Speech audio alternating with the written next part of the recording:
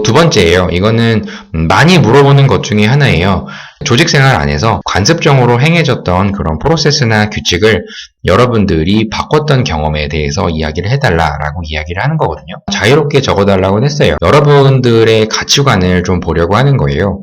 여기에서 어필하실 수가 있는 부분이 여러분들의 비판적인 사고, 이게 나쁜 건 아니에요. 항상 남들이 보는 프레임을 나는 좀 다른 관점에서 볼 수 있는 부분을 어떻게 보면 그 부분이 창의적인 부분이고요. 그리고 혁신을 위한 부분이고요. 앞으로 조직이나 내가 계속 성장할 수 있을 만한 그런 가능성을 열어두는 것이고요. 또 여러분들이 도전도 하실 수가 있는 거고, 그게 계속 유지가 됐다고 하면 끈기인 것이고, 결국에는 만들어냈다 하면은 성취까지 여러분들이 어필하실 수 있는 상황이 이렇게 많아요. 이 항목으로. 그래서 이 부분은 반드시 먼저 여러분들의 경험을 정리를 해두시는 게 중요합니다. 그래서 기존에 항상 하던 방식을 새롭게 바꾼다는 거는 상당히 어려운 일이에요.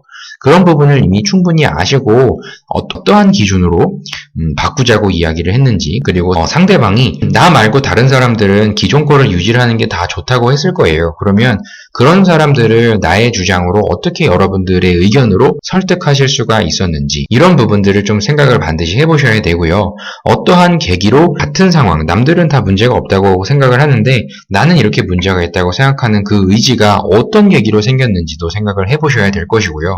이 새로운 방식을 적용을 했으면 나한테는 어떤 이득이고 조직 전체에는 어떤 이득이며 다른 구성원들 각자에게는 어떤 이득이 있는지, 이런 부분들을 충분히 근거를 가지고 이야기를 해야만 새로운 거를 시도를 할 수가 있지, 개인적으로 뭔가 새롭게 하고 혼자 알아서 하는 게 아니잖아요. 조직 내에서 뭔가 새로운 걸 할 때는 이 부분에 꼭 들어가야 될 여러분들의 장점은 설득 노하우예요. 그래서 여러분들이 어떤 방식으로 조직 내에서 의견 수렴을 해서 새로운 방향으로 가게끔 이끄는 그런 경험이 있다고 하면 반드시 그 부분을 정리를 하셔서 표현을 하셔야 됩니다. 그래서 최종 결과까지 좀 정리를 하시되 소재가 되게 중요합니다. 다시 질문을 한번 쪼개볼게요. 여기 보시면 공동체 생활이에요. 그럼 여러분들의 공동체 어디인지 소속이랑 여러분들의 소속팀의 성격에 대해서 좀 정리를 어느 정도 해보시고요. 그 소속팀에서 관습적으로 행해졌던 프로세스나 규칙이 무엇이었는지, 관습의 문제점이 어떤 부분이 있는지, 어떤 부분을 지적을 했는지, 이거를 물어보는 거예요. 나의 프레임으로. 그래서 그것을 개선하려고 생각했던 그 이유와 근거가 무엇인지, 이거를 명확하게 표현을 해주셔야 돼요. 팀이 잘 될 것 같아서 이런 게 아니고, 팀이 이거를 따랐을 때 어떤 부분에 있어서 최대한 무언가를 얻을 수가 있다고 생각했기 때문에 내가 이런 거를 제시를 했고, 이거를 제시한 근거는 내가 객관적인 자료를 충분히 준비를 했던 이런 근거가 있었다. 이런 식으로 뭔가 이유와 근거에 대한 거를 반드시 정리를 하시는 게 제일 핵심입니다. 그래서 4번 요 항목이 사실 되게 중요해요. 그 다음에는 여러분들이 다른 구성원들을 설득을 하셔야 될 거예요. 관습을 유지를 했을 때의 장점도 물론 있지만 이런 부분이 소통이거든요.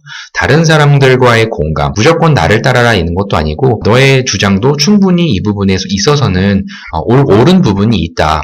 하지만 나의 의견으로 따라준다면 더 큰 이득이 있는데 이 부분을 따라주면 어떻겠느냐, 이렇게 이야기를 하시는 게 설득의 기본 자세입니다. 다른 여러분들만의 설득 노하우가 있다고 하면 적어주셔도 돼요. 근데 기본적인 포맷은 항상 이렇게 가셔도 충분히 많이 합격을 하실 수 있는 그런 과정이니까요.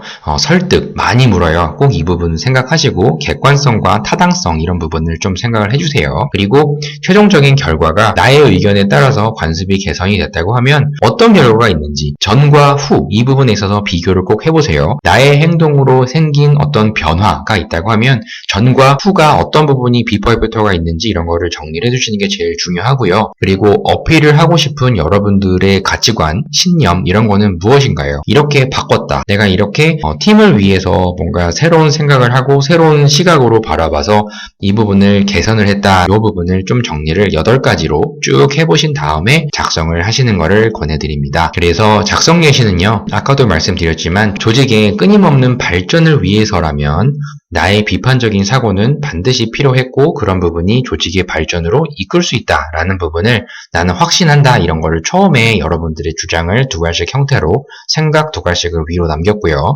그리고 예시예요. 그 상황은 신뢰로 들면 수년간 조직 생활을 해왔던 기존의 방식은 어떤 문제점으로 안정성 추구는 할 수 있었으나 더 이상의 진전은 없다고 판단해. 뭔가 바뀌지 않으면 지금에 있는 루틴한 그런 상태로만 계속 반복이 될 것인데 뭔가의 변화가 있어야 발전이 있다. 난 이런 생각을 하는 사람이다. 이런 이야기예요. 그래서 사례를 통해서 조금 더 설명을 하면 어떤 근거를 내세워서 현재 방식의 문제점을 제기를 했고 그리고 내 제안이 무엇이었는지를 밝혔으며 내 제안을 팀원 자체가 나의 새로운 플랜을 도입을 하고 변화를 추구한다면 팀원에게 돌아갈 이득과 그리고 전체 조직에게 이뤄지는 그런 이득을 반드시 상세하게 준비를 해서 그거를 근거로 설득하고자 했다. 이런 부분이에요. 그래서 팀에게 결국에는 돌아가는 예상 성과물에 대한 부분도 준비를 했고 개개인마다 예를 들어서 전문성 강화라든지 경험을 축적한다든지 이런 부분을 잘 설명을 하고 설득을 했다. 이런 부분이에요. 그래서 이런 조율 과정을 통해서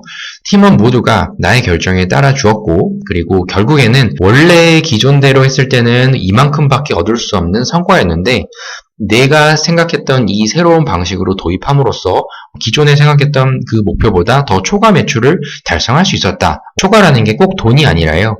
시간이 만약에 한 10시간 걸릴 부분을 한 3시간으로 줄였다든지 업무적으로 뭔가 효율적이게 변화시켰던 그런 부분 이야기하셔도 다 좋으니까요. 여러분들의 행동으로 전과 후가 바뀐 부분을 반드시 정리를 하셔서 어필해 주셔야 됩니다. 그래서 이런 경험을 통해서 비판적 사고가 누군가에게는 지적사항이고 안 좋게 볼 수 있으나 나는 이 부분을 되게 유의미하다라고 판단을 했고 충분히 이러한 유의미한 비판적인 사고 자체가 조직의 성과를 위해서 반드시 필요한 부분이고 개개인의 발전을 위해서도 반드시 필요한 부분이다. 이런 부분을 이 경험을 통해서 배웠다라고 이렇게 정리를 쭉 하신다고 하면 작성하시는 거 쉽게 되실 수 있을 거예요.